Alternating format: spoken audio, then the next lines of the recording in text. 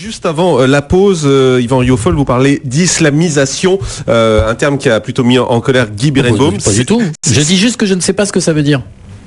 C'est-à-dire ? Je sais pas, je voudrais qu'Yvan m'explique qu'est-ce que c'est l'islamisation. Je pense que vous devez faire référence à des comportements extrêmement marginaux de gens qui sont peut-être intégristes. Moi, je vis entouré de musulmans, je ne sais pas ce que c'est l'islamisation. Yvan Rioufol. Je pense qu'il y a deux écueils à éviter si on ne veut pas que donner du grain à moudre à Marine Le Pen. C'est la diabolisation, c'est également l'insulte et c'est aussi le déni des réalités. Je pense que si vous ne tombez pas dans la diabolisation, vous tombez parfois dans l'insulte et vous tombez en tout cas dans le déni des réalités. Oui, dans l'insulte, dans la mesure où vous avez dit tout à l'heure que je tenais des propos du Front National. Ah oui, et donc, vous dites, oui, mais d'accord. Donc ça s'appelle aussi la diabolisation et ça s'appelle aussi le déni des réalités. Ce que vous êtes en train de faire. Ce que je vous dis, c'est ce que ressentent, c'est ce que vivent un certain nombre d'Européens, un certain nombre de Français quand ils voient qu'il y a une nouvelle communauté de compatriotes qui est parfois à la marge, sans doute. Il est difficile de le mesurer, mais à la marge peut-être, qui refuse de s'intégrer. Cette islamisation, nous la voyons naturellement comme le nez au milieu de la figure, à travers le port des voiles, à travers la multiplication des menus halal, ou ne serait-ce que dans les cantines, ou à travers des choses de ce genre-là, ou des constructions de mosquées naturellement, avec des minarets et tout ce qui peut avoir des signes ostensibles qui rappellent qu'il y a aujourd'hui une nouvelle culture qui tente à s'imposer et qui tente à subvertir le domaine public. C'est ça ce dont je veux parler. Et donc il ne sert à rien de dire que ça n'existe pas, il ne sert à rien de dire que ceux qui les décrivent sont scandaleux, il ne sert à rien de dire que ce serait des propos nauséabonds, c'est le débat public. C'est vous qui le dites.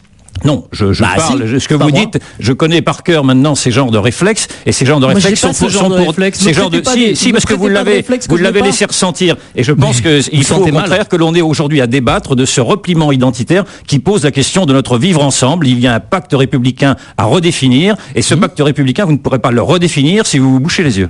Vous bouchez les yeux, Guy Berenbaum ? Je me bouche ni le nez, ni les yeux pour ce qui me concerne. Je n'insulte pas Yvan Rioufol quand je remarque qu'il utilise le même mot que Marine Le Pen. Pardonnez-moi. Mais non, mais vous parlez d'amalgame, on n'en sort plus de vos histoires.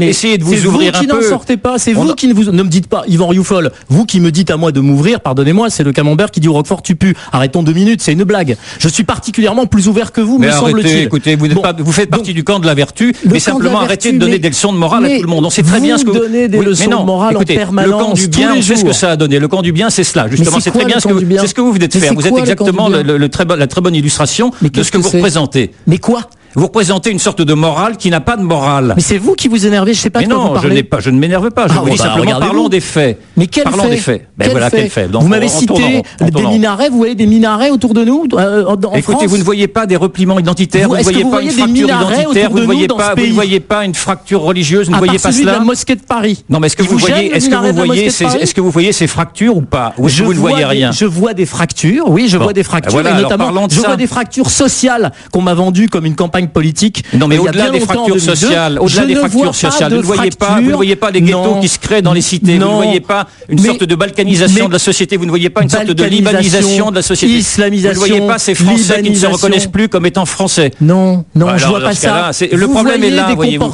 Et donc vous donnez et là vous êtes en train de donner du grain à moudre de Marine Le Pen qui est en train de dire que justement il faut mettre ces vérités-là, ces faits-là, ces évidences-là sous le nez de ceux qui ne veulent pas les voir. Un mot, Guy Berenbaum. Je ne donne rien du tout. Vous avez dit vous-même. Mais vous êtes son meilleur allié. Je suis l'allié de qui vous voulez si ça vous fait plaisir, Yvan. Non, j'ai pas de souci avec ça. Ce que vous voulez. Je vous dis juste que vous avez dit vous-même lorsque vous avez repris la parole, et c'était très bien, que vous parliez de comportements marginaux. Vous faites de comportements marginaux des généralités, c'est tout le problème qui est celui de Marine Le Pen. C'est la même chose. Mais pas du tout. Mais non, vous l'avez dit vous-même.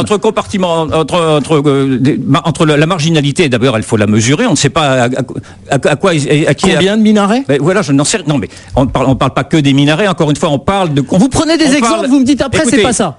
Écoutez, j'essaie de vous faire comprendre qu'aujourd'hui, nous sommes en train d'être confrontés à des fractures, à une société qui se fractionne, à une société qui ne peut plus vivre ensemble à cause de repliments identitaires, à cause de revendications identitaires qui ont parfois pour fondement la religion et en tout cas la culture. Oui. Il faut analyser ce problème-là. Vous parlez de compter les minarets ou de compter les burkas ou de compter les voiles. On va aller au standard. Olivier, bonjour. Bonjour. Bienvenue sur Europe 1, vous êtes militant UMP. Dans les Hauts-de-Seine. Et je voulais intervenir sur point. Mais est-ce que vous permettez, Jean-Marc, que je dise un mot à M. Berenbaum ? Bien sûr, avec le plus grand plaisir. Parce qu'il nous parle des minarets. Il dit, où est-ce qu'il y a des minarets ? Vous savez, ça me fait penser, il y a 15 ans, on aurait dit aux gens, bientôt on mangera halal dans les cantines. Bientôt on sera obligé de faire une loi sur la burqa. On nous aurait pris pour des fous, il y a 15 ans. On nous aurait dit, mais il n'y a pas du tout d'islamisation, ça n'existe pas. On aurait fait exactement le même discours il y a 15 ans. Ce que j'entends de M. Birnbaum aujourd'hui sur les minarets. On est à l'abri de rien, M. Birnbaum. Il y a 15 ans, on aurait parlé, on vous aurait dit à vous, dans 15 ans, on sera obligé de faire une loi sur la burqa. Dans 15 ans, on aura des problèmes sur le port du voile. Vous auriez tenu le même discours qu'aujourd'hui sur les minarets. Quelle sera la France dans 15 ans? Et c'est bien ça le problème aujourd'hui de Marine Le Pen. C'est qu'aujourd'hui, Marine Le Pen apporte peut-être des mauvaises réponses, mais pose des vraies questions. Et moi, je vois autour de moi l'UMP, beaucoup de gens malheureusement, et souvent c'est vrai des gens âgés, souvent des gens qui ne sont pas forcément en rapport, c'est vrai, au contact avec les musulmans, mais ces gens ont peur, ils ont très peur. Et aujourd'hui, c'est vrai que Marine Le Pen, aujourd'hui, a complètement dédiabolisé le Front National. D'ailleurs, c'est simple. On dit plus le Front National, on dit Marine Le Pen maintenant. Mais juste, Olivier, moi j'ai du mal à comprendre si vous êtes militant UMP ou si vous êtes séduit par Marine Le Pen. Non, je suis pas du tout. Moi, pour tout vous expliquer, quand on est à l'UMP, forcément, on regarde nos adversaires. Ouais. Et nos adversaires sont socialistes. Mais aujourd'hui, c'est vrai qu'on a peur d'un 21 avril à l'envers. Et c'est évident qu'on fait très attention à ce que fait et ce que dit Marine Le Pen. C'est pas qu'on est séduit par Marine Le Pen. Non, je comprends. Pour nous, le problème de l'islamisation, c'est un vrai problème. Peut-être que Guy Birnbaum vous répond, Olivier, parce que vous l'avez interpellé. Oui, avec plaisir. Bonjour Olivier. Il y a 15 ans, vous savez ce que je faisais? Une thèse sur le Front National. Une thèse de doctorat d'État en sciences politiques, dans laquelle je prévoyais justement que le Front National allait grandir et prospérer, notamment parce qu'un certain nombre de problèmes n'étaient pas traités dans ce pays.